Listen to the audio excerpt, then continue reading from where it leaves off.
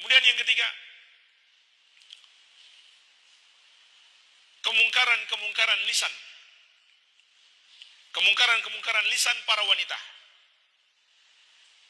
Ada beberapa bentuk kemungkaran yang ingin kita ingatkan di sini. Di antaranya adalah suka melaknat. Dalam hadis yang diriwayatkan Al-Bukhari dari Abu Sa'id Al-Khudri, juga diriwayatkan oleh Imam Muslim dari Ibnu Umar radhiyallahu anhum. Rasulullah sallallahu alaihi wasallam bersabda, "Ya ma'syaran nisa, tasaddaqna wa aktsirnal istighfar."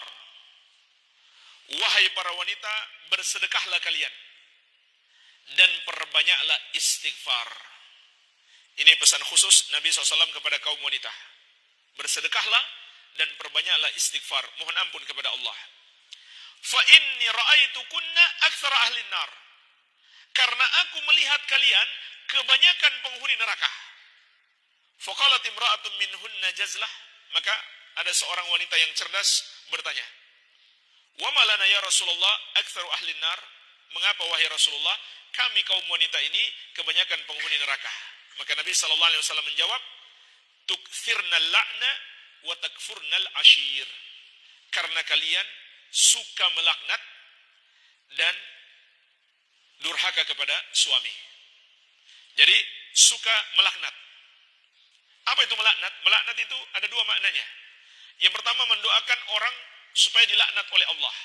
Dilaknat oleh Allah artinya dijauhkan dari rahmat Allah. Makna yang kedua, termasuk makna melaknat adalah suka mencela atau mencerca atau mencaci maki. Ini termasuk melaknat. Maka hati-hati. Nabi SAW mengingatkan kepada kaum wanita. Ini termasuk sebab mengapa kaum wanita banyak masuk neraka. Suka melaknat. Kemudian juga menggibah.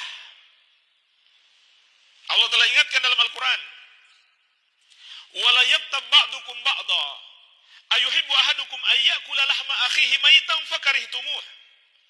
Janganlah sebagian kalian menggibah sebagian yang lain. Apakah seorang dari kalian suka memakan bangkai saudaranya yang telah mati? Tentu kamu tidak suka. Jadi itulah buruknya orang yang bergibah.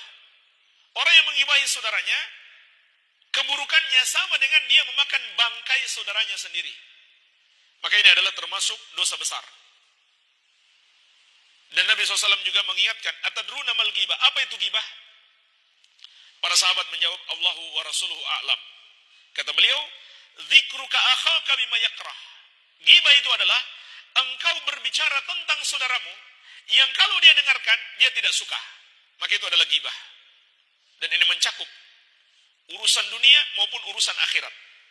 Ketika kita berbicara tentang saudara kita yang dia tidak suka, maka itu ghibah. Maka ada seorang bertanya, "Afara'aita in kana fi akhi ma aqul ya Rasulullah?" Bagaimana kalau yang aku sampaikan itu adalah fakta? Saudaraku itu seperti itu ya Rasulullah. Maka Nabi SAW mengatakan, "In kana fihi ma taqul faqad iktabtahu wa in lam yakun fihi faqad bahattahu." Kalau yang kamu katakan itu benar, maka itulah ghibah. Tapi kalau kamu katakan tidak benar, maka kamu telah mengada-adakan kedustaan atasnya.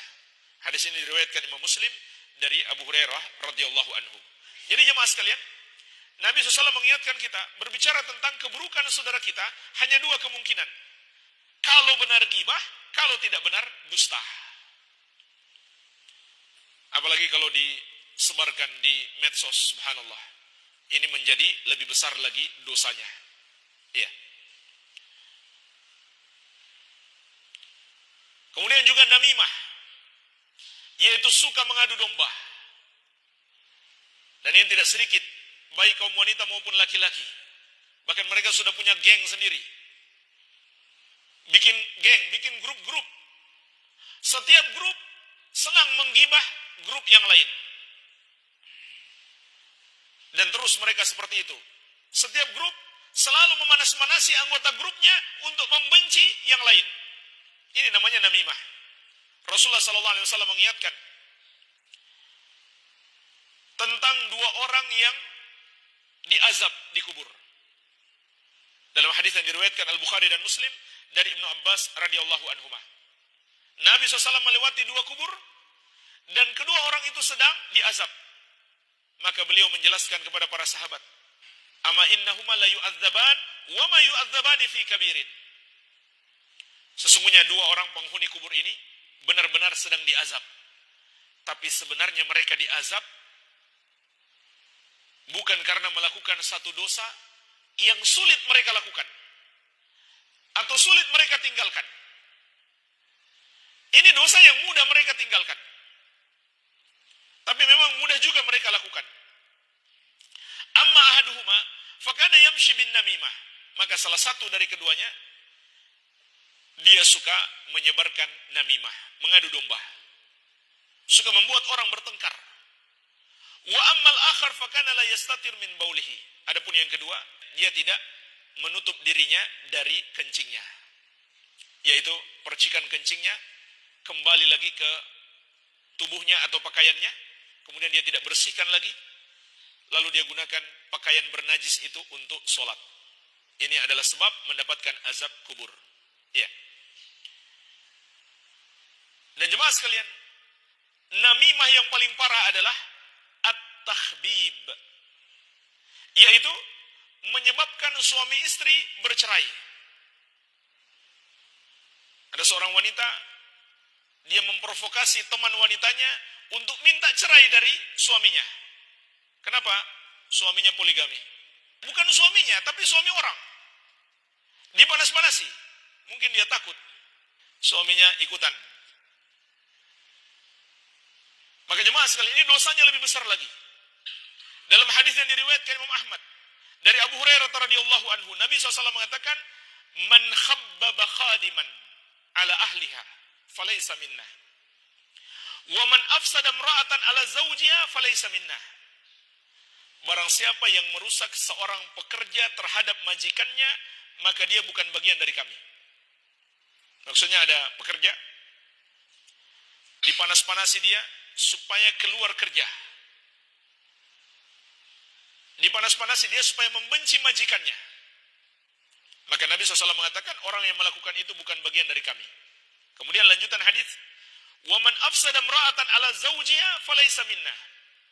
Dan barang siapa yang merusak seorang istri terhadap suaminya, maka dia bukan bagian dari kami. Maksudnya apa? Dia panas-panasi seorang wanita supaya minta cerai dari suaminya. Dengan sebab apapun yang tidak sesuai dengan syariat. Maka orang seperti ini dimurkai oleh Allah Azza wa Jalla, sampai kata Nabi SAW, dia bukan bagian dari golongan kami. Walaupun itu ibunya sendiri. Ada kan ibu yang seperti itu? Anak putrinya, dia panas-panasi, dia provokasi supaya minta cerai dari suaminya. Maka ibunya ini, kata Nabi SAW, bukan bagian dari kami. Ini termasuk namimah yang paling parah. Dan termasuk pembantu setan yang terbesar. Karena ini termasuk misi setan yang paling utama.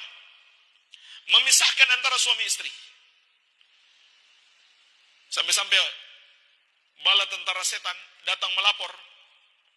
Dan dia mengatakan, saya tidak tinggalkan manusia tersebut kecuali dia sudah ceraikan istrinya. Maka setan mengatakan kepadanya, nikma anta, engkau yang terbaik. Jadi ini misinya setan.